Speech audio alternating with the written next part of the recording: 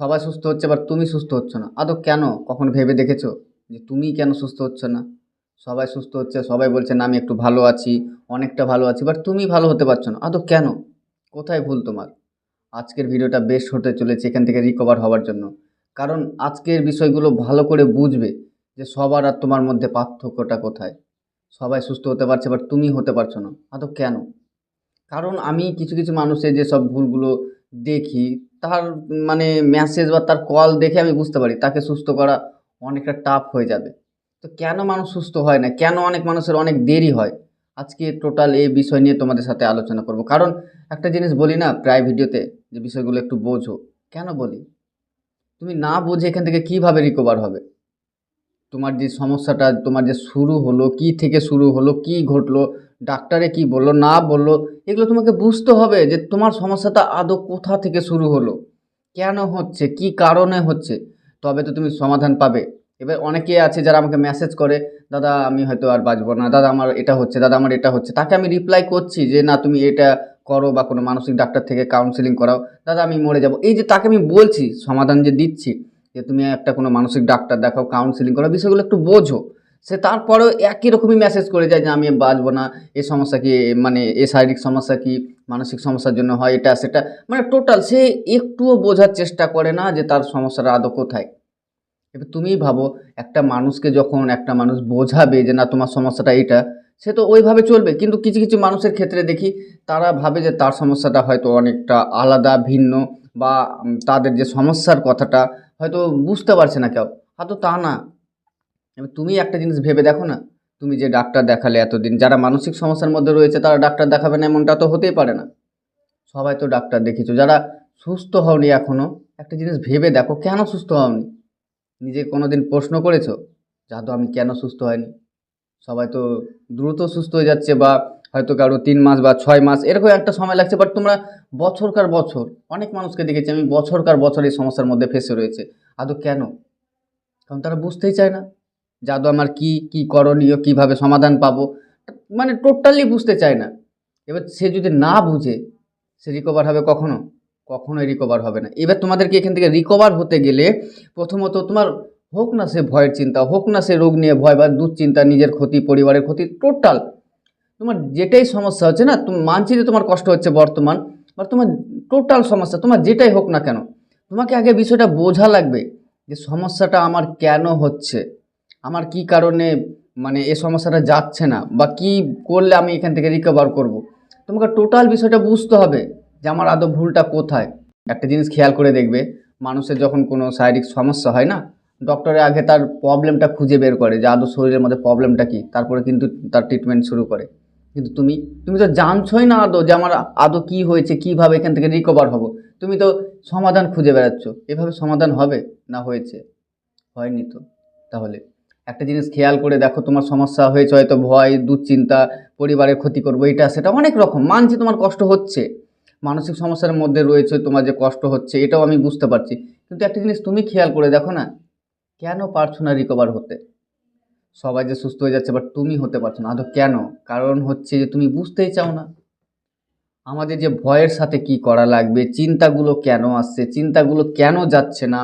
আর এই সমস্যাটা এবার তুমি ভেবে দেখো, অনেক মানুষ রয়েছে যাদের শারীরিক প্রচুর সমস্যা, প্রচুর, অনেক মানুষ রয়েছে যারা রোগ নিয়ে ভয় পায়, শারীরিক সমস্যা, প্রচুর সমস্যা, তাদের সমস্যাগুলো দিন দিন বেড়েই চলেছে। অনেক মানুষ রয়েছে হয়তো 2-1 দিন ভালো, তারপর আবার খারাপ, তাদের সমস্যাগুলো কখনোই কমে না। তার কারণ কি বলো তো? একটা জিনিস তুমি ভেবে দেখো না, তোমার যে শারীরিক যে সমস্যাটা, তার শুরুটা কোথা থেকে?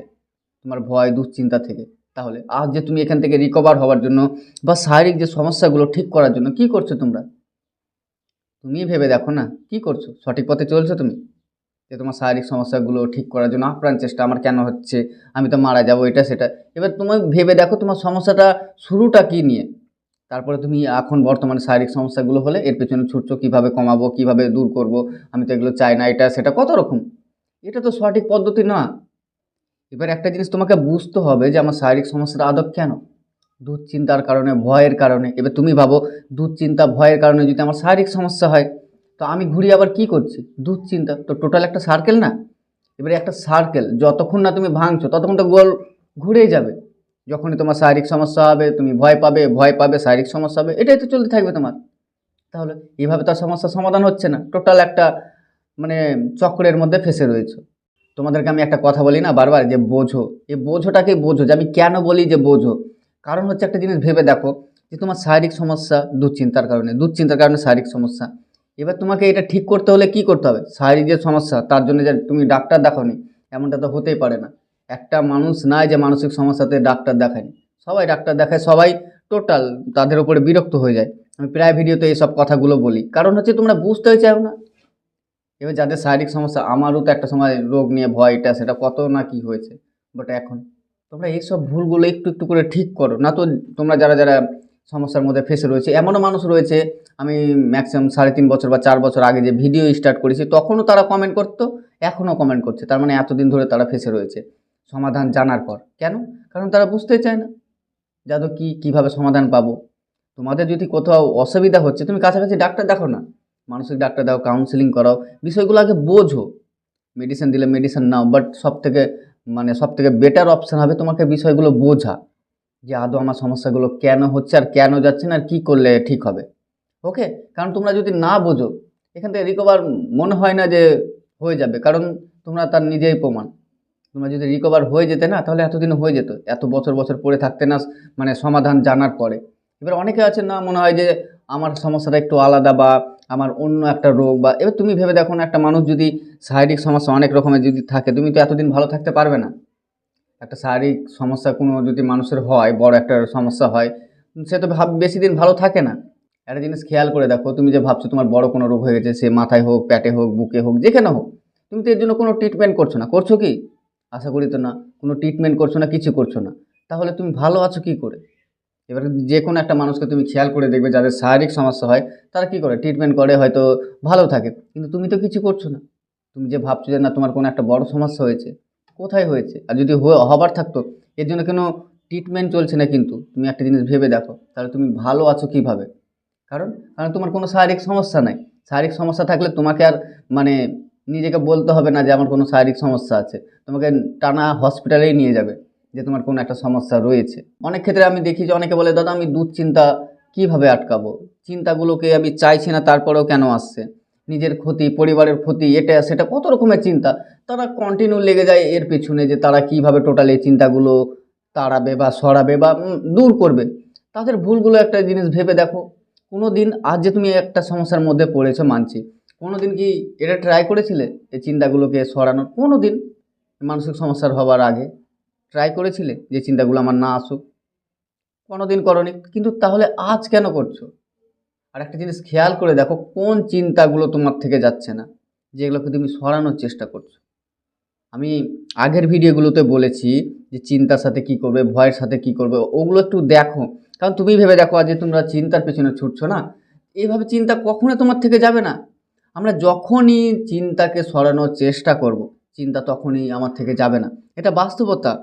এগুলো আমি প্রথম প্রথম যখন আমি এই সমস্যার মধ্যে ছিলাম, তখন আমি জানতাম না, বাট আমি এগুলো বুঝেছি যে আমরা যখনই কোনো চিন্তাকে সরানোর চেষ্টা করব, সেই চিন্তা আমার আটকে যাবে। সেটা যদি আমি তাড়ানোর চেষ্টা করি, সে বছরকার বছরও চলে যাবে, একটাই চিন্তা। আর যখন আমি চিন্তাগুলো, সাপোজ ধরুন আমি খাবো দাবো, ঘুমাবো, এটা করবো সেটা করবো, এগুলো তো চিন্তার মধ্যে পড়ছে, এগুলো আমাদেরকে ডিস্টার্ব করে না, প্লাস এইগুলো আমার কাছে থাকে না কেন? কারণ হচ্ছে আমি এগুলোকে সরাতে চাই না, এগুলোকে স্বাভাবিক হিসাবে নিই। কিন্তু ওই চিন্তাগুলো আসলে অস্বাভাবিক হিসাবে নিই, নিজের ক্ষতি করে দেবো, পরিবারের ক্ষতি করে দেবো। আমার এমন চিন্তা কেন আসলো? আমি তেমন চাই না, যদি আমি ক্ষতি করে দিই তাহলে কী হবে? এই যে চিন্তা, তুমি ভেবে দেখো না, করেছো কিছু একটা, করনি। এবার একটা জিনিস খেয়াল করে দেখো, এই চিন্তাটা কখন আটকালো? প্রথম প্রথম হয়তো কোনো কারণে তোমার এই চিন্তাটা আসলো যে যদি আমি নিজের সন্তানের বা পরিবারের কারো ক্ষতি করে দিই তাহলে কী হবে? তখন তুমি ভাবতে শুরু করলে, আমার এই চিন্তাটা কেন আসলো, আমি তো এই চিন্তাটা চাই না, যদি করে দিই। এই যে এই কারণে তোমার মাথার মধ্যে এটা ঠেকে যায়। তোমাদের করণীয় হবে চিন্তাগুলোকে আসতে দাও। যে কোনো চিন্তা, তুমি যখনই চিন্তাকে আটকানোর চেষ্টা করবে না, সমস্যা হবে তখনই। আর তুমি একটা জিনিস ভালো করে নোটিস করে দেখো যে কোন চিন্তাগুলো তোমাকে বেশি ডিস্টার্ব করছে, যেগুলোকে সরানোর চেষ্টা করছো। তাহলে আর ট্রাই করছো কেন? আগে তো করনি, তাহলে এখন কেন করছো? আগে যদি কিছু না করে চিন্তাগুলো তোমাকে কোনো ডিস্টার্ব করেনি, তো এখন যখন চিন্তাগুলো আসছে তাহলে তুমি ডিস্টার্ব হচ্ছ কেন? চিন্তাকে স্বাভাবিক হিসাবে নাও। এবার তখন অনেকে মানুষ রয়েছে যারা এটা বলে, দাদা আমার তো আগে এসব চিন্তাগুলো আসতো না, বর্তমানে এমন চিন্তা আসছে। তো দেখো, চিন্তা কখন কি আসবে এটা কেউই বলতে পারবে না, আসতেই পারে চিন্তা।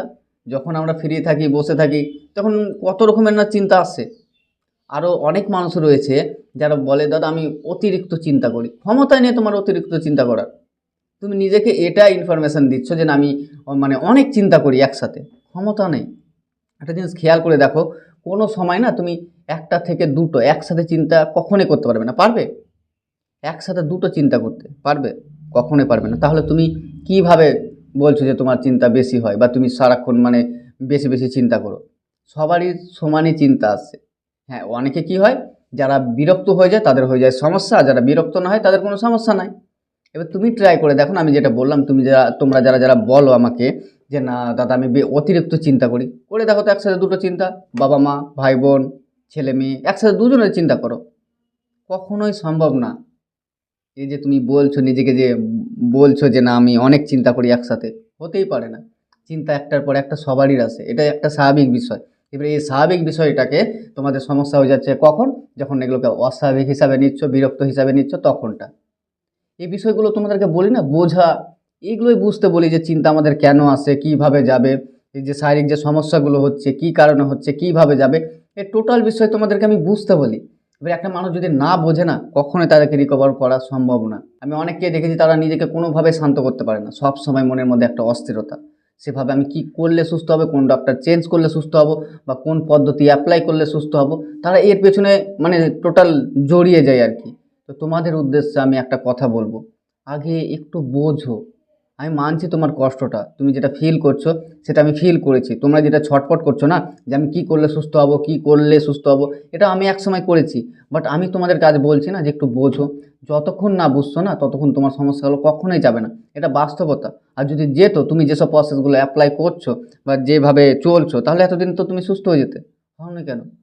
কারণ তুমি নিজেকে বোঝাতেই পারোনি আদৌ সমস্যাটা আমার কেন, কী কারণে হচ্ছে, আর কীভাবে ঠিক হবে।